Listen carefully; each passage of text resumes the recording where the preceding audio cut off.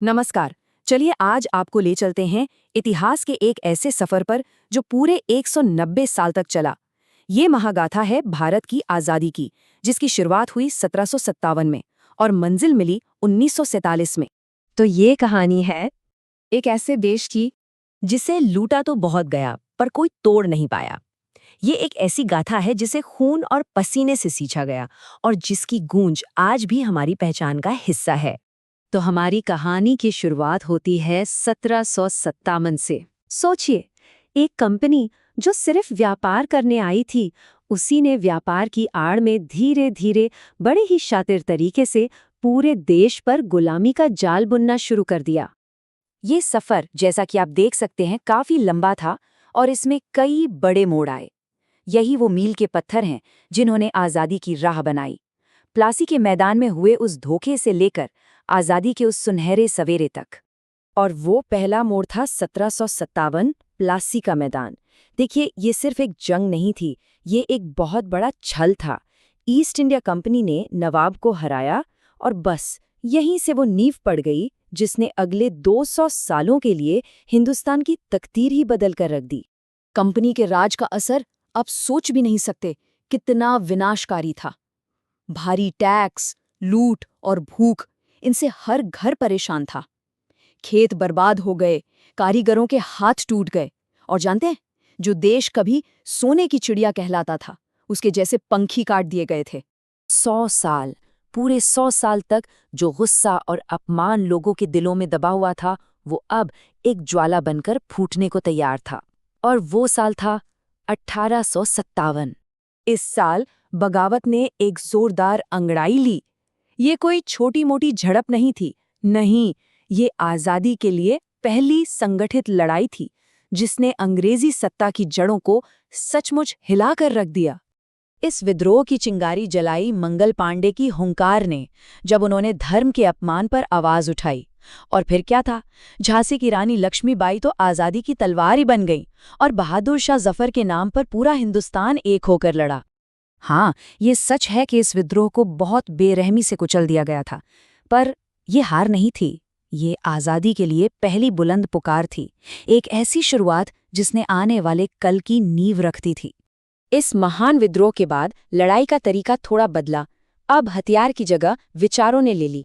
अब ये संघर्ष गलियों से निकलकर संगठनों के मंच तक पहुंच चुका था। और इसी कड़ी में 1885 में इंडियन नेशनल कांग्रेस की स्थापना हुई। ये एक ऐसा मंच था जिसने पूरे देश की बिखरी हुई आवाज़ों को एक धागे में पिरोया और इस पूरे संघर्ष को एक नई राजनीतिक दिशा दी। और यहाँ हम दो विचारधाराओं का सीधा टकराव देखते हैं। 1905 में अंग्रेजों ने अपनी फूट डालो राज करो की नीति से बंगाल को तोड़ने की कोशिश की, तो जवाब में जानते हैं क्या हुआ? स्वदेशी की एक ऐसी चिंगारी भड़की जिसने पूरे हिंदुस्तान को एक कर दिया। इसी दौर में लाल, बाल और पाल की तिकड़ी ने इस संघर्ष को एक नया गरम तेवर दिया। उन्होंने साफ कहा कि अब अर्जियां देने का वक्त गया, अब हमें अधिकार चाहिए। अब मांग सिर्फ सुधार की नहीं, बल्कि पूर्ण स्वराज की थी। और फिर बाल गंगाधर तिलक की ये गर्जना पूरे देश में गूंज उठी, स्वराज मेरा जन्मसिद्ध अधिकार है और मैं इसे लेकर रहूंगा। सच कहूं तो इस एक वाक्य ने आज़ादी के आंदोलन में वो आग भर दी जो अब कभी बुझने वाली नहीं थी। अब कहानी में एक ऐसे नायक की एंट्री होती है जिसने सत्य और अहिंसा को अपना सबसे बड़ा हथियार बनाया और आज़ादी की लड़ाई का चेहरा हमेशा हमेशा के लिए बदल दिया। जी हाँ, मैं बात कर रही हूँ महात्मा गांधी की।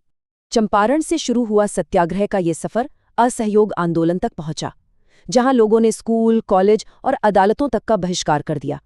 फिर आया दांडी मार्च, जिसने नमक के कानून को तोड़कर अंग्रेजी हुकूमत को हिला दिया। और अंत में भारत छोड़ो आंदोलन ने अंग्रेजी राज को आखिरी चेतावनी दे दी। ये वो समय था जब हर हाथ में चरखा था और हर दिल में विश्वास। आज़ादी अब सिर्फ एक राजनीतिक मांग नहीं रह गई थी, वो तो हर हिंदुस्तानी की सांस बन चुकी थी। और 1942 में गांधी जी का ये नारा गूंजा, करो या मरो। ये एक अल्टीमेटम था। संदेश बिल्कुल साफ था, या तो देश आज़ाद होगा या फिर इस कोशिश में जान चली जाएगी, पर अब गुलामी किसी भी कीमत पर मंजूर नहीं। और अब हम कहानी के उस अंतिम पड़ाव पर हैं, जहां सदियों का सपना तो पूरा हुआ, लेकिन इसकी एक बहुत बड़ी और दर्दनाक कीमत भी चुकानी पड़ी। 1947, 15 अगस्त, आखिरकार वो सुनहरा सवेरा आ ही गया जब दिल्ली के लाल किले पर हमारा तिरंगा शान से लहराया। सदियों की जंजीरें टूट गईं और एक नए आज़ाद राष्ट्र ने जन्म लिया। लेकिन इस बेहिसाब खुशी के साथ साथ बंटवारे का एक असहनीय दर्द भी था। आज़ादी की कीमत एक गहरे जख्म से चुकाई गई थी। लाखों घर उजड़े, अपने अपनों से बिछड़ गए, और इतिहास ने ऐसे गहरे घाव देखे जो आज भी हरे हैं। तो 1757 से लेकर 47 तक की ये कहानी सिर्फ तारीखों का एक सफ़र नहीं है। नहीं, ये उन अनगिनत कुर्बानियों की दास्तान है। ये खून, ये संघर्ष और ये त्याग, इनका सम्मान ही तो हमारे हिंदुस्तान की असली पहचान है।